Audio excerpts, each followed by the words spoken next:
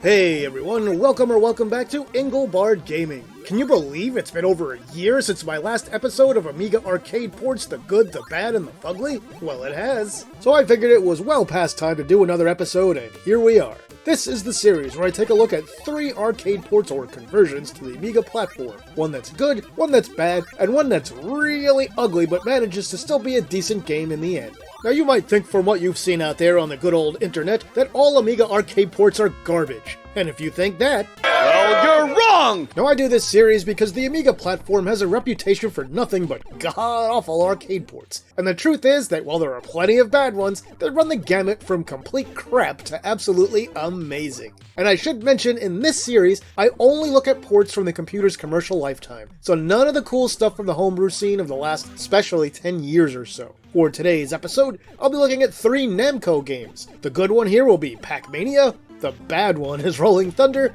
and the fugly one is Pac-Land. For those of you that don't know, the Amiga is a 16-bit computer that debuted in 1985 and was way ahead of the competition when it came to graphics and sound in those days. In my house we had an Amiga 1000 and later on a few 500s, of which were OCS or original chipset machines running on a Motorola 68000 CPU with a few key support chips for graphics and sound. Most games ran in a 320 by 200 resolution in NTSC territories and 320 by 256 in PAL territories, and typically in a graphics mode capable of displaying 32 colors on screen out of a palette of 4096. Its audio was sample-based and provided 4 hard-pan channels of simple stereo. Later, more advanced Amigas, particularly the AGA machines like the Amiga 1200, had better capabilities, but really not better enough for the time they came out. Every game you see here runs on the Amiga OCS hardware like the 1000, 500, and 2000. Alright, enough about the computer, let's get on with it.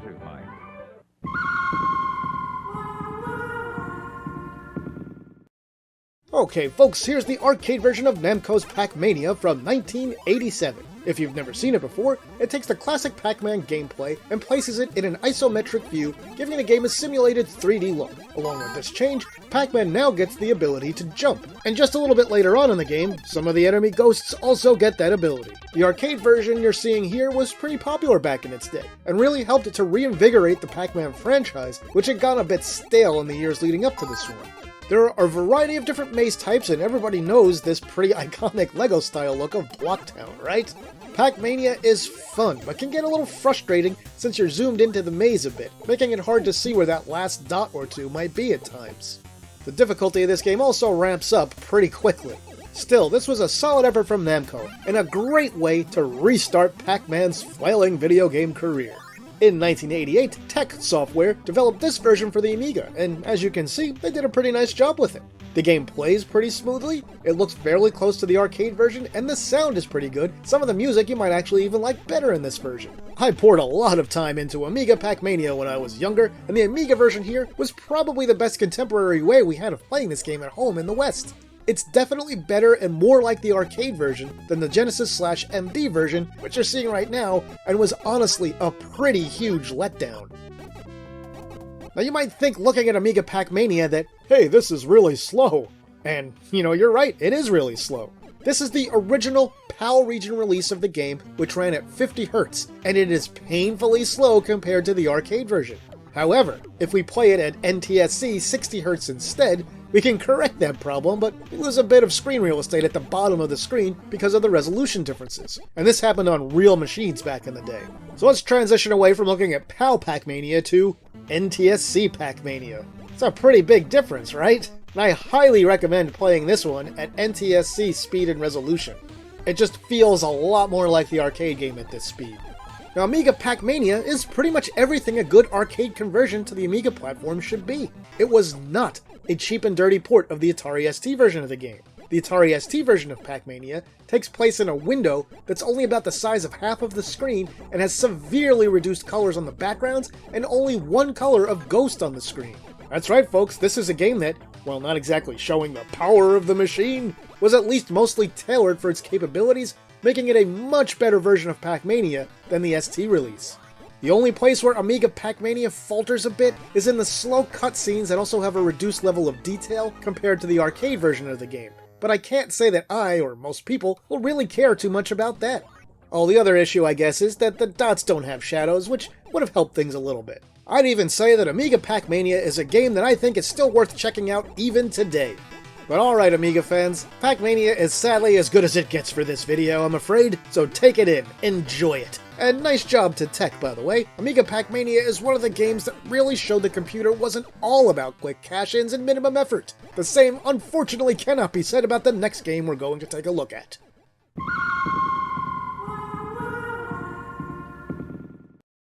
Here's Namco's Rolling Thunder, released into the arcades in 1987 after a limited trade show debut in 1986. Rolling Thunder is a classic and went on to inspire games like Sega's Shinobi, as well as countless others. Well, I guess not countless, since there is a finite amount of— And shut up and get to the point! Anyway, it's a really cool and notoriously difficult game. As you can see here, it's extremely fast-paced with smooth gameplay that you can master with time and patience. This game really just takes some practice to get good at.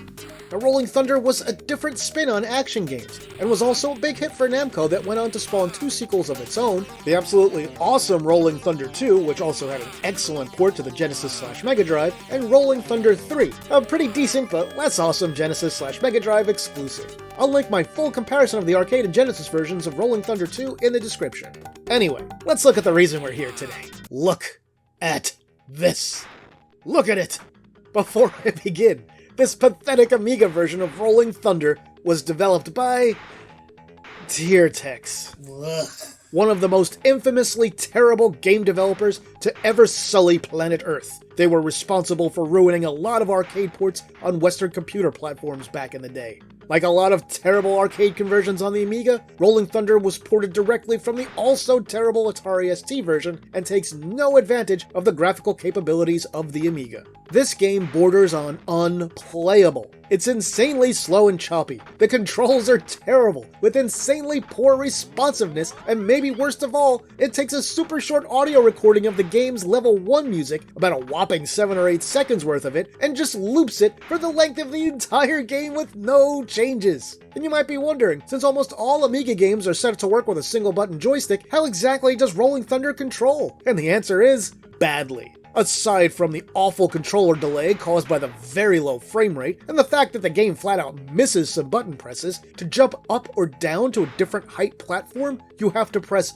up and fire at the same time. That's right, even if you're jumping down a level, you still have to press up and fire at the same time. Not super intuitive, is it? And even then, don't expect it to work every time you do it. The game will decide when it wants to allow it, and who are you to question the game? But seriously, the controls stink.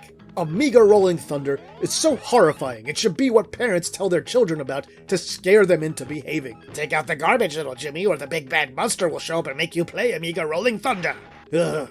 I can only recommend trying this game out for yourself if you really want to laugh at just how bad this is for a game that was actually sold at retail. Otherwise, you've seen enough. Let's move on to our next and final game of this episode.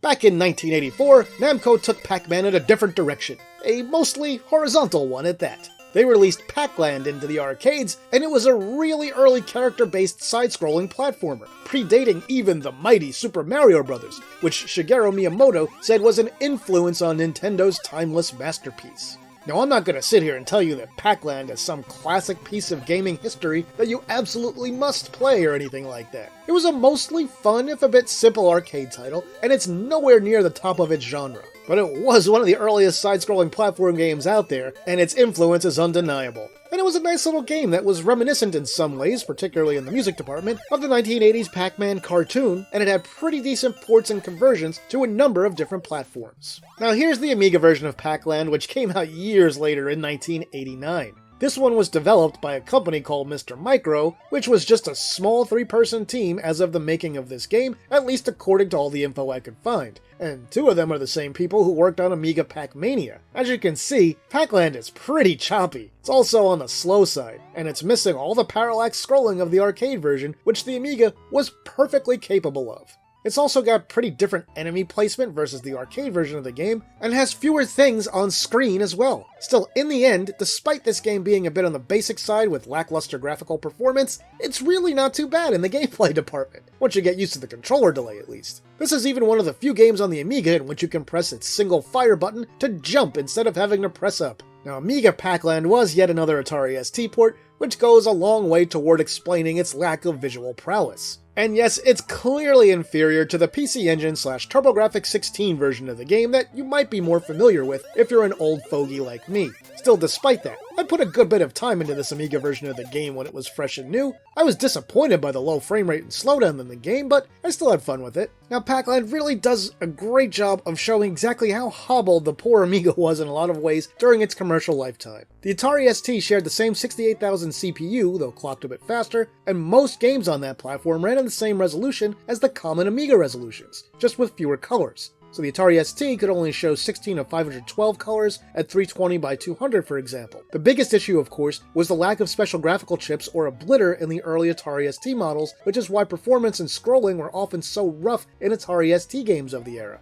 Now, some of those issues were corrected in later releases of the machine with different chips that were added to it, but by then, the damage to the platform had already been done, and using those specialized chips was never really standard on the Atari ST. If the original ST models had had performance more in line with the original Amiga models, we probably would have seen a much higher level of arcade conversions on average for each platform back in the day. Amiga Pac-Land definitely is not a game any Amiga owner would want to use to show off the power of their mighty 16-bit computer, but it's one of those games where you can just settle in, lounge in your chair, and have some mindless, bright and cheery basic platforming fun for a little while. I wouldn't recommend exactly that anyone rush out and play this version of it today, since there are much better options if you want to play Pac-Land these days. But back in 1989, this wasn't exactly good, but it was alright. And that brings this look at one good, one bad, and one fugly Amiga arcade port or conversion to a close. Pac-Mania was really nice, and might have just been the best option for those of us in the West to play the game at home during its time, since the Genesis / MD version of the game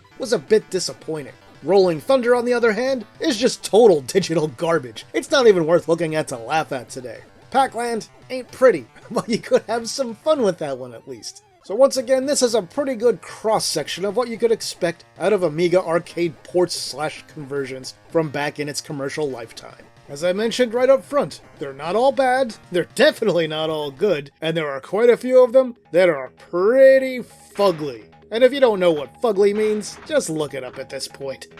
Now what about you folks? Was this video the first time you saw these Amiga versions of any of these games? Were you already familiar with any of them? What are your favorite good, bad, and fugly Amiga arcade ports to talk about? Tell me all about them in the comments. And that'll do it for this video, my retro gaming friends. If you enjoyed it, please like and share it online somewhere. If you haven't yet, please subscribe to the channel and hit the notification bell so you'll never miss any of my videos. If you want to help support the work that I do here, you can do that on Patreon, Ko-fi, or right here on YouTube through channel memberships and super thanks. With that, I'll say thanks for watching, and see me later.